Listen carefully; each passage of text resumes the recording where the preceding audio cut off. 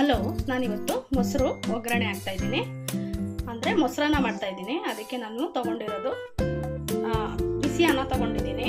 ನೀವು ಮಾಡುವಂತಹ ಮನೇಲಿ ಯಾವುದು ಅಕ್ಕಿಲಿ ಅನ್ನ ಮಾಡ್ತೀರೋ ಆ ಅನ್ನನೇ ತೊಗೊಳ್ಳಿ. ಮತ್ತು ಒಂದು ಕಪ್ ಮೊಸರು ತೊಗೊಂಡಿದ್ದೀನಿ, ಒಂದು ಈರುಳ್ಳಿ, ಉಪ್ಪು ಮತ್ತು ಹಸಿಮೆಣಸಿನ್ಕಾಯಿ, ಕೊತ್ತಂಬರಿ ಸೊಪ್ಪು, ಎಣ್ಣೆ, ಹಾಗೆ ಸಾಸಿವೆ ಮತ್ತು ಕಡಲೆಬೇಳೆನೂ ಕೂಡ ಸೇರಿಸ್ತೀನಿ. ಬನ್ನಿ ಹೇಗೆ ಮಾಡೋದು ಅಂತ ನೋಡ್ಕೊಳ್ಳೋಣ. ಮೊದಲಿಗೆ ಬಾಣಲಿ ಇಟ್ಕೊಂಡು ಈಗ ನಾನು 1 ಸ್ಪೂನು ಎಣ್ಣೆ ಹಾಕೋತಾ ಇದ್ದೀನಿ, ಒಗ್ಗರಣೆಗೆ ಅಷ್ಟೇ.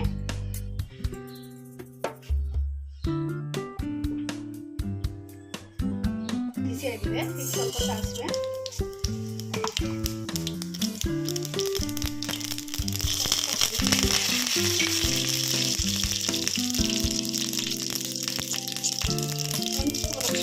ಕಡಲೆಬೇಳೆ,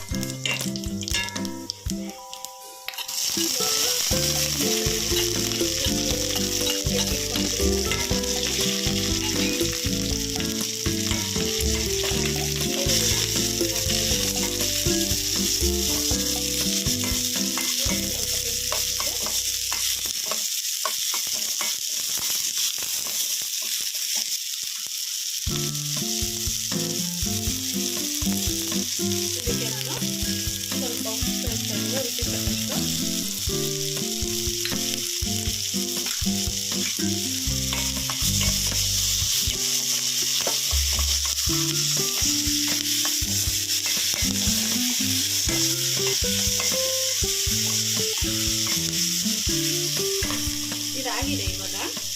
ಈಗ ಇದಕ್ಕೆ ನಾನು ಆಫ್ ಮಾಡಿಕೊಂಡು ಕೊತ್ತಂಬರಿ ಸೊಪ್ಪನ್ನ ಸೇರಿಸ್ತಾ ಇದ್ದೀನಿ.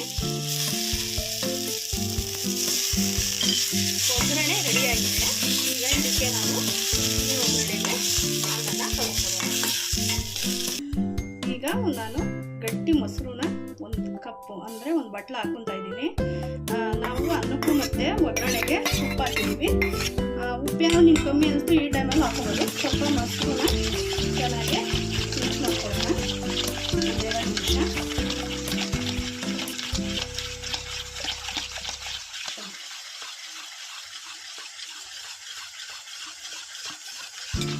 ಈಗ ಇದು ರೆಡಿಯಾಗಿದೆ.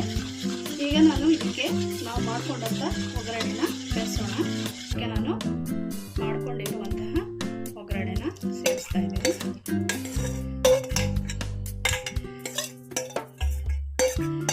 ಈಗ ಇದನ್ನು ಕೂಡ ಸ್ವಲ್ಪ ಕಲಿಸ್ಕೊಳ್ಳೋಣ. ಈಗ ನೋಡಿ, ಇದೇ ಮೊಸರು ಒಗ್ಗರಣೆ. ಅಂದರೆ ನಾವು ಮೊಸರು ಒಗ್ಗರಣೆ ಹಾಕೊಂಡಿದ್ದು ಅಂತೀವಲ್ಲ, ಇದೆ. ಇದನ್ನು ನಾವು ಪಲಾವ್ಗೆ ಮತ್ತು ಬರೀ ಅನ್ನಕ್ಕೂ, ಬಿಸಿ ಅನ್ನಕ್ಕೂ ಕೂಡ ಅದೇ ಥರ ಕಲಿಸ್ಕೋಬೋದು. ಇದಕ್ಕೆ ನಾನು ಅನ್ನನ ಬೆರೆಸ್ತಾ ಇದ್ದೀನಿ. ಮಾಡಿ ಇಟ್ಕೊಂಡಿರುವಂತಹ ಅನ್ನನ ಬೆರೆಸಿ ಕಲಿಸಿದ್ರೆ ಮೊಸರನ್ನು ರೆಡಿಯಾಗುತ್ತೆ. ನೋಡಿ, ಇದೇ ಮೊಸರನ್ನಕ್ಕೆ ನಾವು ದಾಳಿಂಬೆ ಮತ್ತು ದ್ರಾಕ್ಷಿನೂ ಕೂಡ ಹಾಕಬಹುದು. ಈಗ ಮೊಸರನ್ನ ರೆಡಿಯಾಗಿದೆ. ಸರ್ವಿಂಗ್ ಬೌಲ್ಗೆ ಹಾಕೊಳ್ಳೋಣ. ನೋಡಿ, ರುಚಿಯಾದಂತಹ, ಅಂದರೆ ನೀವು ಸರಳವಾಗಿ ಮನೆಯಲ್ಲಿ ಮಾಡ್ಕೋಬಹುದಾದಂತಹ ಮೊಸರನ್ನ ರೆಡಿಯಾಗಿದೆ. ಇವಾಗ ನೀವು ಇದನ್ನು ಕೂಡ ಮಾಡ್ಕೊಂಡು ತಿಂದು ಹೇಗಿತ್ತು ಅಂತ ನನಗೆ ಕಾಮೆಂಟ್ ಹಾಕಿ, ಮತ್ತು ಹೆಚ್ಚೆಚ್ಚು ಲೈಕ್ ಮಾಡಿ, ಶೇರ್ ಮಾಡಿ, ಸಬ್ಸ್ಕ್ರೈಬ್ ಆಗೋದನ್ನ ಮರಿಬೇಡಿ ಅಂತ ಹೇಳ್ತಾ ನಾನು ಈ ವಿಡಿಯೋನ ಇಲ್ಲಿಗೆ ಮುಗಿಸ್ತಾ ಇದ್ದೀನಿ. ಎಲ್ಲರಿಗೂ ನಮಸ್ಕಾರ.